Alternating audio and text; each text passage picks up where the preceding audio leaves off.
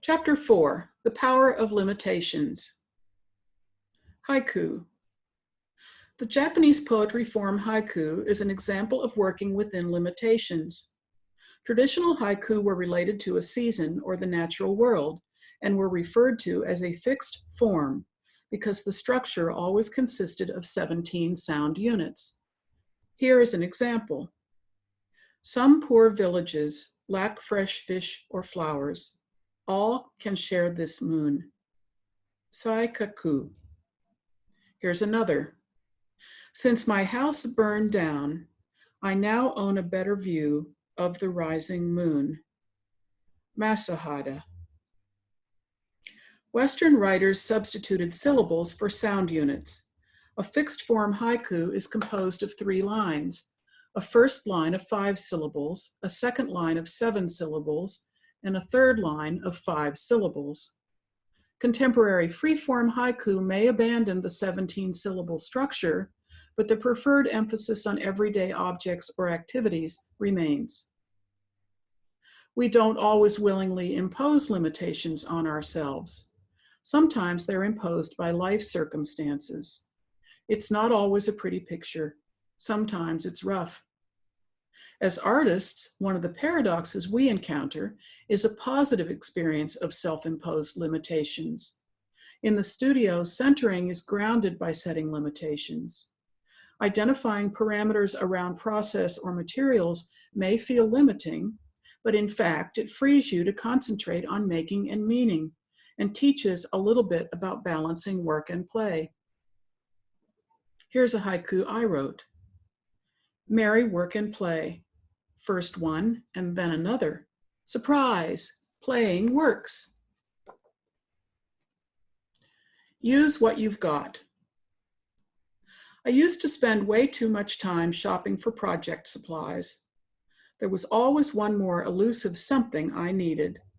Another chapter of the story, being at markets or trade shows or a new city, which inevitably exposed me to a load of fresh stuff I just knew I had to have. Load up the suitcase, take it all home, no questions asked. It's a good thing I wasn't driving. At least I was limited to a suitcase. The day came when my studio needed to be cleared to prepare for a badly needed paint job. I was confronted with the reality of my cavalier acquisition style. Where would I stash all that stuff during the painting, and more importantly, why did I even buy it in the first place? A careful examination was revelatory. I was never going to use half the stuff I'd bought. The shiny, silky, oddball stuff on the shelf was solid proof of how easily I'm distracted. It represented the seduction of possibility, from which emerged 2 of my most important and rigorous personal studio rules. Number 1, something comes in, something goes out. Number 2, use what's here. Something comes in, something goes out. Of course, rules are meant to be challenged and broken, but you have to start somewhere. These 2 rules function as the standard from which all permitted variances spring. I dye silk fabric, so when a friend closed her studio and offered me her fabric, of course I said yes. On the other hand, I no longer, out of a sense of conflicted gratitude and willing helpfulness, accept just any old fabric offered to me. If it's a fabric I'll never use, it will only take up space on a good shelf if I later realize I passed up a good thing, as sometimes happens when you've just given away a ratty old coat and then you're invited on a hayride and you really need a ratty old coat. Well, you just chalk that up to experience and figure something out. Once a friend offered a bolt of cheap gold lame left over from making costumes, and I turned it down. A month later, during a midnight brainstorm, I saw how to create sparkle behind very sheer silk, and I needed gold lame. Yikes! It was too late. But the fabric store was open the next day, and guess what? They sold gold lame. Which brings me to an observation of human behavior. We always worry there won't be enough. Somehow we will be the ones who are left out. I guess it's a quirk of human nature. A friend finally admitted to a hoarding problem when she ordered a 3rd storage unit for her side yard. She couldn't even go upstairs. The second floor was so packed with stuff. Things were crazy out of control, and she knew it. Most of us don't have it that bad, but we've still got a bit of a hoarder in us. Maybe it's a garage crowded with bags of blue jeans you bought thinking you might make some denim quilts. Seemed like a good idea at the time, 15 years ago. Or maybe it's dress patterns you're keeping because someday you might sew again. Or tubes of paint saved by default because you no longer paint in oil. You switched to watercolors 6 years ago.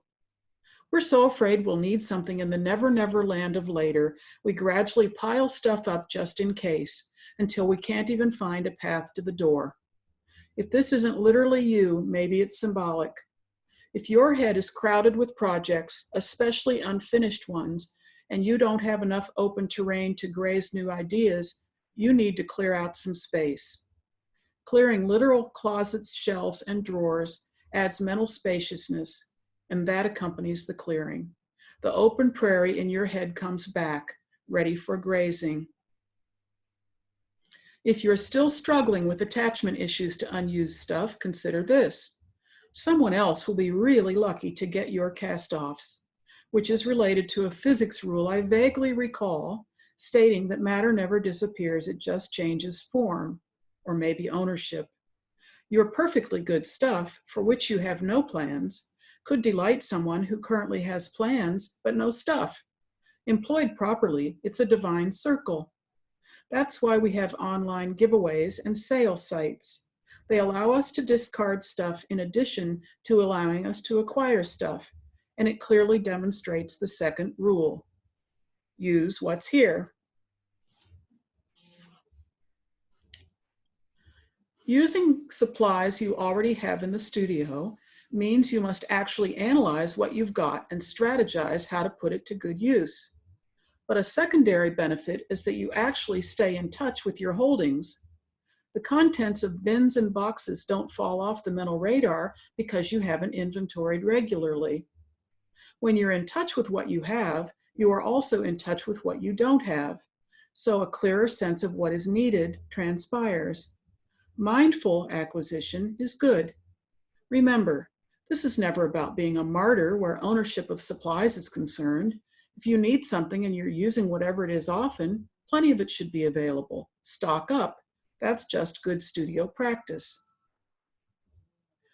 2 other benefits worth considering.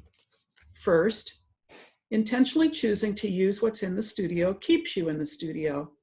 Fewer spurts of jumping up to run out and shop. That's not to say a day won't come when red paint is required. Just the right color of red paint for that matter, and it's not on the shelf. But that's probably an exception. We're talking about a strength training practice that keeps you in the studio when it would be easier to avoid challenging or scary, can I do this work, by defaulting to shopping. Please don't. Because you know as well as I do what a terrible feeling it is when you're shopping or lunching and you know the real reason you're there is because you're avoiding something you're working on.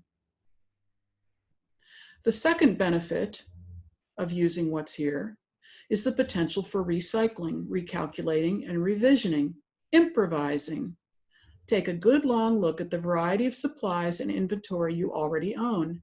Write a big sign that says, use what's here, and put it on the studio wall. It's a reminder to consider using or transforming something you already have before rushing out to spend money.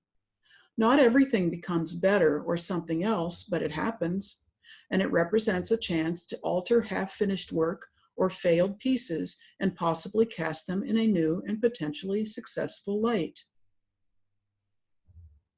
Limiting variables. Tools and materials. Monitoring additions to your stash and consistently using available supplies strengthens your ability to focus. Engaging the rebel artist to protect studio time secures the spaciousness you need in order to work.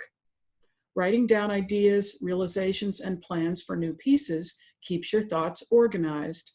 These strategies are the foundation of creative stamina. Consider limiting variables for a specific project or series. For example, stick to one color palette across a series as a way of unifying the set. Work achromatically, that is, without color. Use only white, black, and gray for a change. See what happens when the seduction of color is eliminated. Or choose a set of tools and don't deviate from using those. There are a variety of straightforward ways to shape work intentionally by choosing the tools, processes, and materials used to create it. Content. Shaping content is as important as choosing specific processes or tools, but it requires planning at another level. Choosing tools or colors from the supplies on hand or buying a new set of paints at the start of a series is a relatively simple process. Choosing and developing content takes time, and it takes effort in order to be satisfying. Think of it as a scavenger hunt. Use writing to facilitate the hunting and to keep track of your great ideas. The scavenger hunt approach. Scavenger hunt planning is available to anyone who will do the work. Subject matter is as varied as we are. Working with content first is actually freeing, although most people haven't thought about it that way. We say we want to play with techniques, but then we get hung up. Lots of tools and techniques, but what to do with them? What's missing? Content. Content can be color or form. If playing with color or form is what appeals to you, you don't have a problem. But if you sit at the studio table staring aimlessly out the window with no clue about where to begin, and you really want to work, maybe what you're lacking is content. Figure out what you care about. Flowers, colors, world peace, architectural details. Whatever it is, let that caring drive what you make. Initiating work by identifying content first provides direction that doesn't exist if you're just working from a toolbox. Intentional planning turns studio time into a play date because the groundwork needed to drive content is laid in advance by acquiring or creating whatever tools are needed. You're free then to play with your tools and see where content leads you. Surprising it could be so easy, but it is. Look around, figure out what you love, write it down, and then you can get started. Check it out. I use the scavenger hunt approach whenever I get an idea for a new series. It always works. An idea occurs to me and sticks around long enough to gain traction. Consider the idea of boundaries, the theme of a series I created in 2005. Free association allowed me to delve deeper into the topic, and it works like this. You write a word, I chose boundaries, at the top of a piece of paper. You set a timer for 2 minutes. You write down whatever words come to mind during that time, and you don't edit, you just write. This list makes producing a wealth of raw material easy. You have words that are already visual images on your list, and you have words with potential to take content deeper. Next, I move to the acquisition of images based on the free association list I made. Boundaries translated into maps, fences, birds on a wire, fish swimming in schools, migration patterns, and military interventions. Where I took those associations was up to me, but the remarkable process of mining for meaning had begun.